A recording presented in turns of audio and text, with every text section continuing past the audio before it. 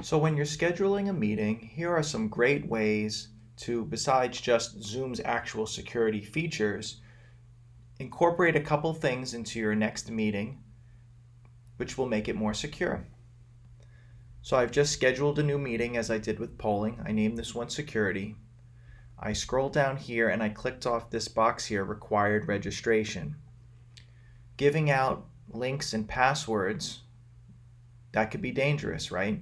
So when you set up a registration, folks have to fill out the registration form and submit it accordingly. And that way you'll know who or how many you're expecting for your event. And before I show you a little bit more about registration, I also want to again go down here and make sure that you know about this right here. Require authentication to join. It's free to sign up for Zoom, and it's another great way to make sure you know who's in your meeting, and that also, being that they have signed in through their account, it's just a great additional security feature. Now, we did talk about these other things here, the importance of muting participants. We'll go over that again now. And then also whether you want to use these other features, that's up to you. And certainly, I don't like to allow participants to join anytime, as I just recently mentioned. But just to get into the registration portion, I'm going to save that right there. And now, instead of just having a basic link, you're actually going to have a registration link here. If you continue to scroll down, you'll see once again you have these options at the bottom. The first one starting with registration. And if you look down a little bit further, you'll see registrants. So as each person registers for your event, a number will show up there to show you how many people you'll be expecting. And then if you click on view, it's going to show you exactly who is expected, and it's going to show you whatever you put in as far as your registration options. So if we just look down a little bit further here, I do have this set to automatically approved, which means that once people fill out the registration form and submit it, since I'll be seeing exactly who they are, they're going to automatically get the link and password to join the event. If I go over here to the right and I click on edit, you're going to have a lot of cool registration options, including what I just mentioned: automatically approve, send an email to host when somebody registers, and then there's some other options here as well. This second one is very important: questions.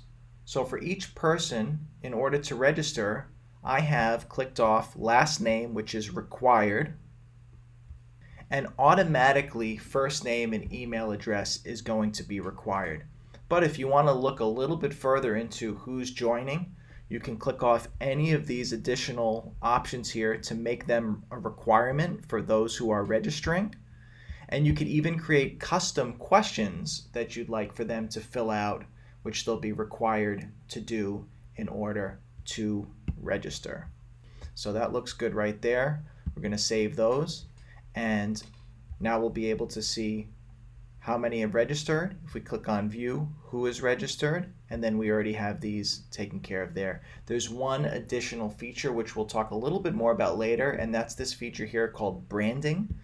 When you click on that, it gives you the option to upload a banner and to upload a logo.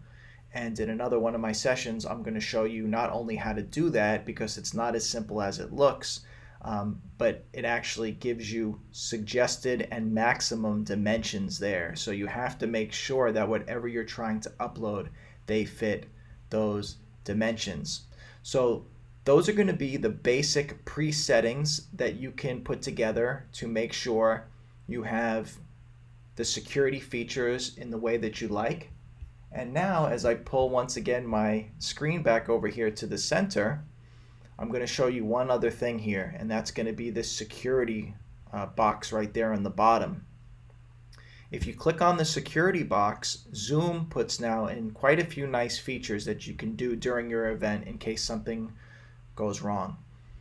Lock the meeting, enable the waiting room, allow participants to share their screen, to chat, rename themselves, unmute themselves. So sometimes also this unmute themselves could be a problem if all of a sudden you're wondering why people are just not able to talk in the meeting. It could be because you haven't allowed them to unmute themselves. I'd like to just quickly bounce back to the Zoom website. And when I go again back to this meeting area here, you can go down to this In Meeting Advanced. And the first option in Meeting Advanced is this one right here, Report to Zoom. This is another security feature that is very important to add to your security box. It says hosts can report meeting participants for inappropriate behavior to Zoom's trust and safety team for review.